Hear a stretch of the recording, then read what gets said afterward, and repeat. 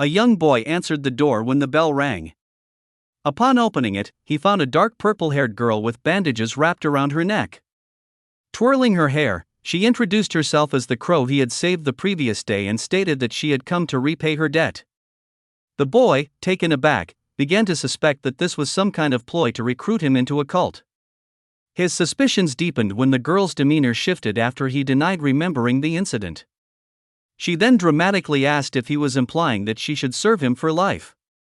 This declaration was rooted in her clan's proud doctrine: a member of the Crow clan could only return home after repaying a debt. Failing to do so would mean permanent exile from their family and home. The boy, alarmed by her dramatic claims, quickly slammed the door shut, thinking he had just dodged a scam. In his mind, this was one of those setups where people manipulated others by making them believe they were doing something noble, only to later demand money or worse. Frustrated, he sighed at the unfortunate interruption on his precious day off from work and lamented dealing with such nonsense. However, as he tried to settle back into his day, a crow began pecking persistently at the glass door of his balcony. Initially, he was unsure whether to find this situation frightening or just bizarre. But as the crow continued aggressively trying to break into his home, his annoyance grew. Slamming the slider open, he shouted at the crow to leave, treating it as if it were a human intruder. To his utter disbelief, the crow transformed back into the same girl from earlier, now standing on his balcony with crow feathers scattered around her. His anger dissolved into confusion. The girl then tried to jog his memory, reminding him how he had saved her from being attacked by a group of human children the day before. As she explained, the boy strained his memory and finally recalled the incident. Once he acknowledged it, the girl insisted on repaying her debt and stared at him expectantly. Moments later, he found himself seated at his dining table, wondering how his life had taken such a strange turn. In his 20 years on Earth, he had never experienced anything remotely like this and figured that such occurrences must be exceedingly rare. Still, he rationalized that having someone cook dinner for him might not be the worst thing, especially since it had been ages since someone had made him a meal. The crow girl prepared dinner and brought it out on a tray, moving more swiftly than the boy had expected. However, as she neared the table, she slipped on a rug, sending the soup and rice flying. Everything crashed to the ground. The girl began crying, lamenting that her debt had only grown larger now that she had ruined the food. The boy, feeling both amused and sympathetic, tried to calm her down and asked if she could just go home. Despite his reassurances, the girl returned the following day, determined to repay her debt. This time, she claimed to have found a new way to settle it: making clothes. She asked him what type of clothing he needed. Less enthusiastic than the day before, the boy slammed the door in her face.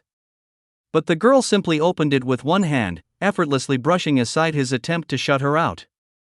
She confronted him, asking why he had closed the door on her. The boy, exasperated, relented and sarcastically suggested she make him socks, complaining that the ones he currently owned were riddled with holes.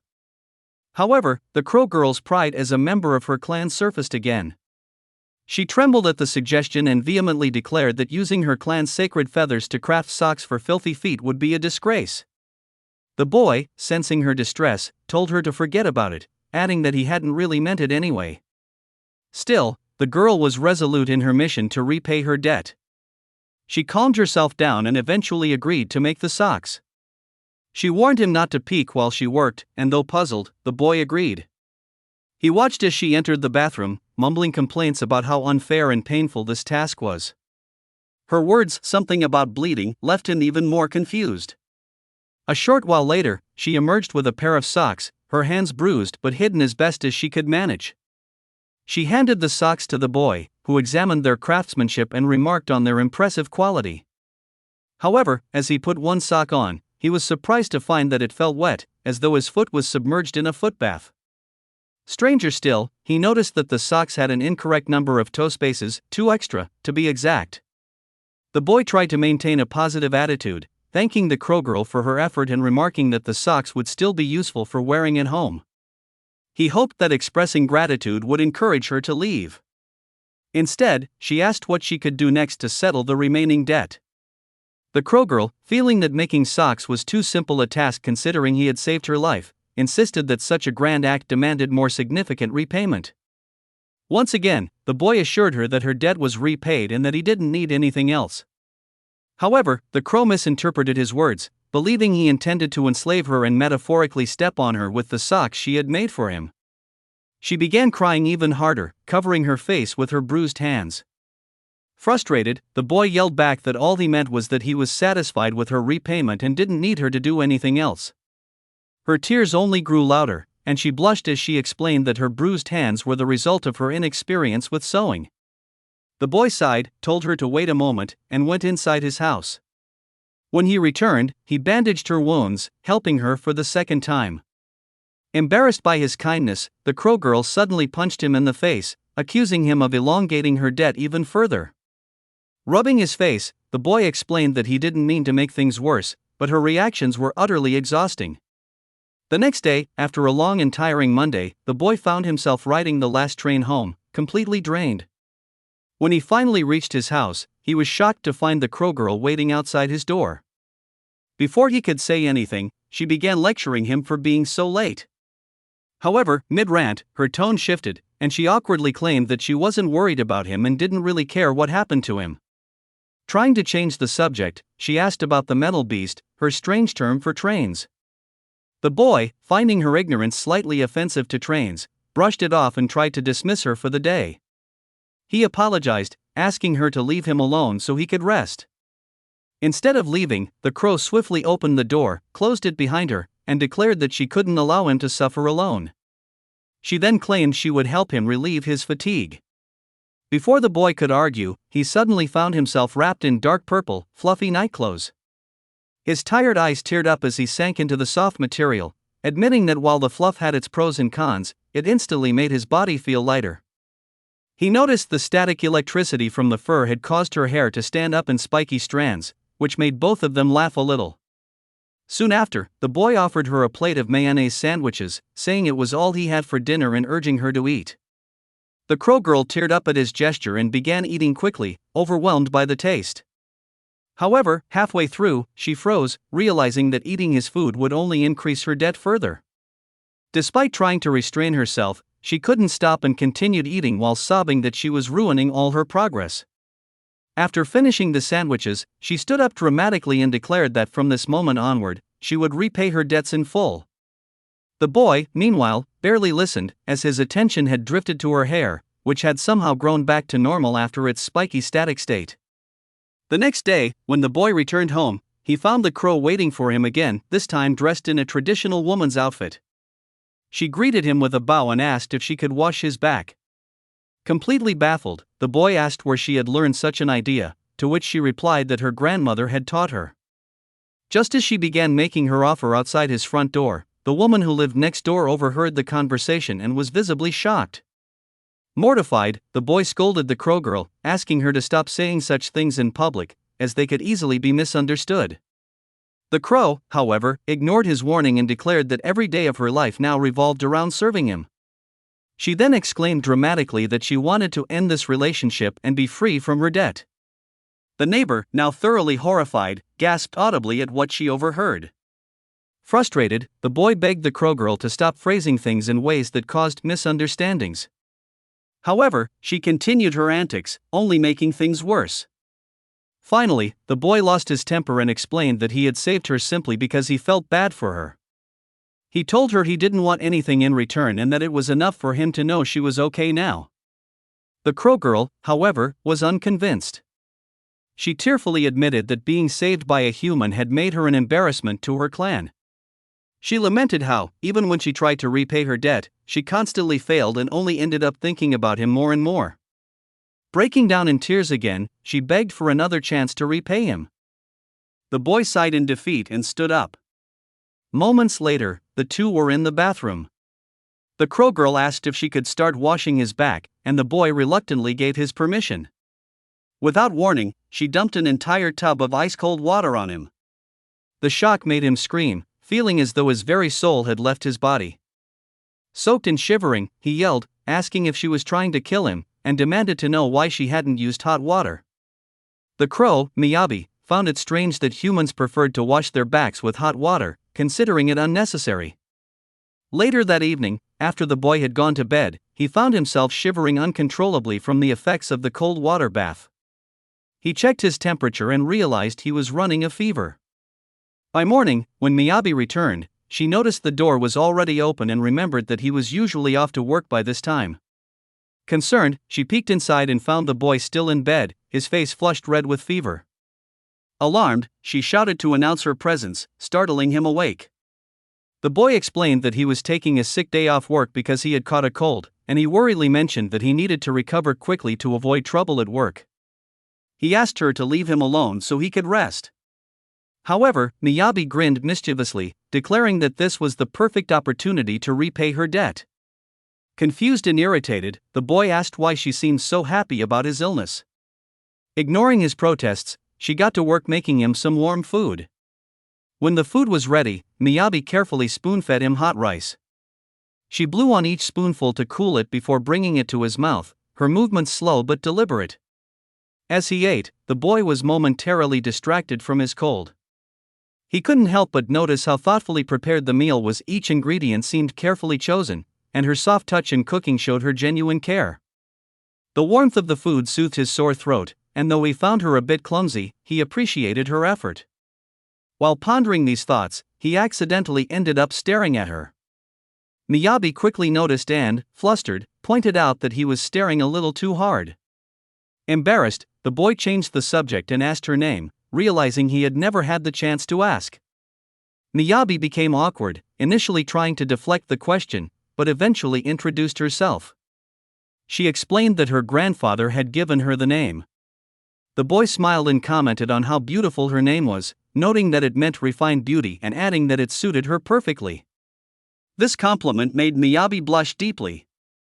She tried to downplay the situation, yelling that she was only trying to repay her debt. In her flustered state, she accidentally spilled the hot porridge and medicine onto the boy's clothes, causing him to yelp in surprise. Later, Miyabi overheard someone say that faka, a traditional food or remedy, was great for revitalizing a tired body. She decided to prepare something similar for the boy. The next day, she arrived at the boy's workplace, lunchbox in hand, wrapped in a green cloth.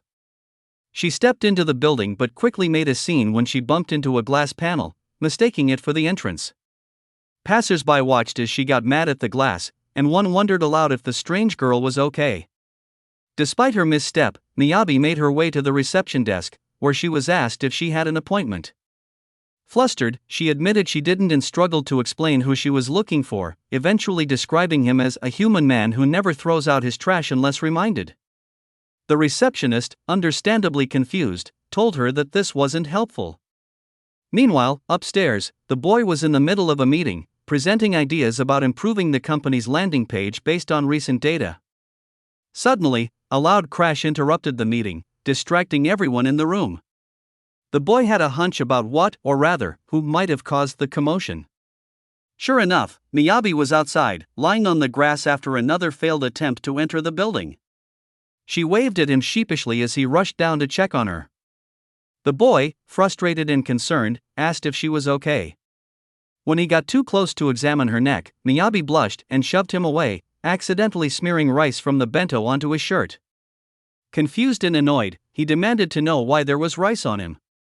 Miyabi, flustered, yelled back that it was the lunch she had made for him. Realizing she had gone to the trouble of preparing a bento for him, his anger subsided, and he thanked her. Overwhelmed by his gratitude, Miyabi's heart began pounding, and she quickly fled, telling him to forget about everything she had said. As she dashed away, she became aware of her rapidly beating heart, confused about why she felt this way when he got so close to her. The next chapter began with the boy being awakened by the sound of his doorbell ringing. Annoyed, he groaned about how he had told Miyabi that he wanted to sleep in since it was Saturday. His head was still hurting from the fever, and he begrudgingly got up to answer the door. However, the person standing in front of him was not Miyabi. Instead, it was a blonde-haired girl with sharp teeth, great proportions, a beret, and a choker. She enthusiastically introduced herself as the dog he had played with the other day and explained that she had come back because she wanted to play with him again. Completely baffled, the boy shut the door in her face despite her impassioned plea. Inside his apartment, he tried to process what had just happened, still shocked that it wasn't Miyabi but some girl claiming to be a dog. As he was thinking this over, the dog girl yelled through the door that she would let herself in and then proceeded to barge in, startling him. He yelled at her to stop and demanded to know why she was trying to get into his apartment. Frustrated, he muttered about how bizarre his life had become, even drawing comparisons between the dog girl and Miyabi. The dog girl, unfazed, acted cute and pawed at him, asking if he remembered playing with her in front of the convenience store last night. Confused and overwhelmed, the boy wondered aloud how his life had spiraled into such chaos. The boy, now horrified, recalls the events of the previous night as the dog girl passionately insists she is there because of what happened. He remembers heading to the convenience store to grab more alcohol, and a terrible realization dawns on him: he had drunk so much that his memory was hazy. He wonders if, in his drunken state, he petted the dog and accidentally set off this entire chain of events. Trying to explain himself, he stammers that whatever he did last night didn't mean anything, but the dog girl is already lost in her own world. She's rolling on the floor, gushing about how amazing his petting felt, claiming it was the first time she'd been petted like that, and begging him to do it again. The boy, mortified, tells her not to roll around on his doorstep, but before he can get her to stop, a passing neighbor witnesses the scene and gives him a horrified, judgmental look. The boy panics internally, thinking, this is not what it looks like. Meanwhile, the dog girl enthusiastically declares that she'll be in his care from now on and wants him to play with her a lot more. As she boasts dramatically, the crow girl, Miyabi, arrives on the scene, holding a bento box she had prepared for him. Her eyes widen in shock as she witnesses the dog girl's antics and hears her bold proclamation. Quietly seething, Miyabi's grip on the bento loosens until it falls from her arms, hitting the ground with a thud. The noise catches the attention of the boy and the dog girl, who both turn to see Miyabi trembling in disbelief. She stutters, trying to process the scene, before finally crying out and accusing one of them of being promiscuous. The boy, in a panic, attempts a weak protest, but his words fall flat. The scene cuts to the boy sitting in his apartment, sipping tea, and reflecting on the chaos that just unfolded. He tries to justify himself internally, thinking that what he does is none of Miyabi's business. Yet, he can't shake the uncomfortable feeling of her piercing glare, which he soon notices is coming from outside his window.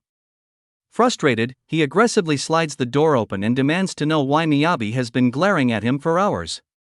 Miyabi, pouting, insists that she isn't doing anything and claims she has no business with someone who engages in loose activities right on their doorstep so early in the morning.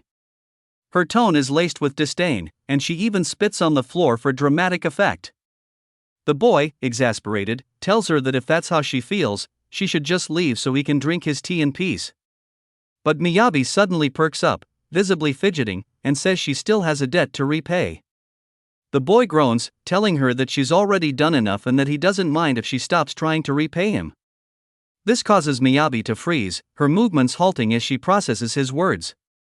The boy reflects on all the times Miyabi has tried to help him, despite her clumsiness and the trouble she caused, and admits that he didn't save her expecting anything in return. He tells her sincerely that she has already done more than enough and reassures her that she doesn't need to worry about it anymore. Miyabi, wide-eyed and emotional, suddenly lunges forward and headbutts him. Both of them cry out in pain as they clutch their foreheads. With tears streaming down her face, Miyabi demands to know why he would say something like that. The boy, still holding his head, calmly replies that it's because she really has done enough for him. Miyabi, however, begins to sob and confesses that ever since he saved her, she has been consumed by the thought of repaying him. She laments how her clumsiness always seems to ruin things and how she always ends up hurting him instead of helping him. Frustrated, she looks down and mutters to herself, trying to figure out what she can do to truly make him happy. Before the boy can respond, Miyabi suddenly pins him to the ground in a surprise move. Flustered, he asks what she's doing, but his shock turns to horror as she lifts her top, exposing her chest. The boy yells at her to stop and demands to know what she's trying to accomplish. Annoyed, Miyabi snaps back, saying that since he seemed to enjoy doing that stuff with the dog girl, she thought this was what he wanted. Before she can finish her sentence, the boy cuts her off, vehemently denying that he did anything with the dog girl. He reiterates that she has already repaid her debt and, as proof, shows her the socks she made for him, which he's still wearing. Miyabi starts sweating and covers her face, embarrassed that he keeps bringing up every little thing she's done for him. The boy watches her reaction and wonders to himself if this is really something to be embarrassed about. The scene transitions to Miyabi perched on a tree branch, deep in thought. She wonders aloud if she truly has repaid her debt and begins to question the strange feelings stirring in her heart. If her debt is settled, what could these emotions mean? A voice interrupts her musings. It's pride, a matter-of-fact tone declares. Startled, Miyabi looks down to see a green-haired boy with an emo hairstyle that obscures one of his eyes. This boy is Ranmaru, Miyabi's younger brother. Ranmaru coldly continues, explaining that she has humiliated herself by becoming a servant to a human and, on top of that, losing to a dog girl. He claims the emotions she's feeling are the result of her shame and degradation. Miyabi looks at him upside down from her perch and wonders if the emotion could actually be anger. She recalls the moment when the dog girl was on top of the boy and remembers being overwhelmed with feelings she couldn't understand. Ranmaru nods knowingly and says it's obvious. He then proposes a plan, grinning darkly as he suggests they find a way to bury the dog girl. As Miyabi listens to her brother Ranmaru ramble about pride and the need to put the dog girl in her place, she suddenly interrupts him, saying that she doesn't care about the dog girl at all. Instead, she admits rather cryptically that her real focus has been on the boy's reaction to everything that has happened. This confession throws Ranmaru completely off guard, and he cries out in exasperation. Growing increasingly nervous, Ranmaru poses the question that he deems the most important: Miyabi, are you in love with him? Miyabi's face immediately flushes crimson, and she stumbles over her words, denying the accusation with all the classic signs of a tsundere meltdown. She insists that she doesn't have that kind of relationship with that human, accidentally mispronouncing his name as Bammer in her flustered state. Ranmaru, realizing the truth, his sister is clearly smitten with the human, panics. He thinks to himself that this is a major problem, as it would be utterly shameful for a member of their proud crow clan to fall in love with a human. Meanwhile, Miyabi continues blushing and fidgeting awkwardly, lost in her own embarrassment, while Ranmaru glares down at the boy's apartment from above. Filled with resentment, he curses the boy under his breath and resolves to stop this from escalating further, one way or another. Later, Miyabi is seen hiding behind a lamppost, awkwardly spying on the boy with a strange mix of creepy stalker energy and indecision. She thinks to herself that there's no reason for her to talk to him anymore. After all, he had already told her that she didn't need to repay her life debt. However, she secretly wishes for some excuse to approach him again, like if he were to accidentally drop something that she could return to him. As she watches him, she wills this scenario to happen, her eyes fixed intently on him. After several days of mulling over her emotions, Miyabi comes to what she thinks is the real conclusion behind her strange feelings. She decides that the reason her heart has been acting weird isn't pride, as her brother suggested. However, she also stubbornly refuses to believe it could be love. Instead, she convinces herself that it's simply habit. She reasons that she has gotten so used to visiting his apartment and spending time around him that not doing so feels strange. She mutters curses under her breath at Ranmaru for putting unnecessary ideas into her head. Snapping back to reality, Miyabi realizes that she has lost sight of the boy. Panicking, she looks around frantically, trying to find him. Unfortunately, instead of finding the boy, she is approached by two suspicious-looking men who appear out of nowhere. One of them asks what she's searching for, while the other offers to help her look, his tone anything but genuine. Miyabi tries to dismiss them politely, saying she's fine on her own, but they persist. One of them begins complimenting her in an unsettling way, while the other tries to coerce her into hanging out with them. When one of the men grabs her arm, Miyabi yells at him to let her go, but the man smugly brushes her off, insisting that he's a good guy and that it's all good. Just as things escalate, a loud voice shouts at the men from off-screen. The man holding Miyabi's arm turns to see the boy standing there, looking surprisingly heroic for once. The boy demands that the man let go of Miyabi and points out that he's clearly not a good person. The thugs, irritated, ask who he thinks he is and why he's interfering. For a moment, the boy freezes, unsure how to respond, but he quickly takes Miyabi by the hand and pulls her away from the men. The two thugs yell after them, but neither of them looks back. Once they're safely back at the boy's apartment, Miyabi is visibly flustered, her face red as she stammers out a question. She asks if this act of saving her has created a new debt and if it would be okay for her to repay it. The boy waves it off, telling her it's fine and instead asking if she could just make him some coffee.